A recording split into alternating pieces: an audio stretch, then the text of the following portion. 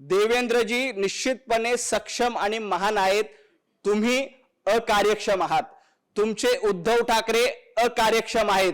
देवेंद्रजी यांचं कर्तृत्व काय आहे हे महाराष्ट्रानं बघितलंय आणि उद्धव ठाकरे यांचं अकार्यक्षम कर्तृत्व हे देखील महाराष्ट्राने बघितलंय।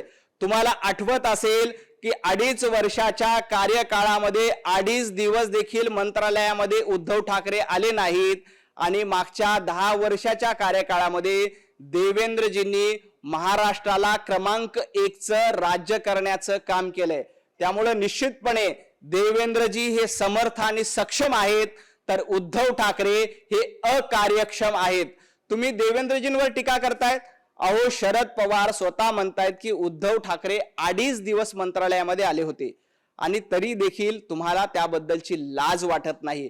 देवेंद्रजींचं कर्तृत्व काय आहे हे लोकांनी सिद्ध केलंय, एकदा दोनदा नाही तर 3 वेळेला महाराष्ट्रातील जनतेच्या आशीर्वादानं देवेंद्रजी महाराष्ट्राचे मुख्यमंत्री झालेत।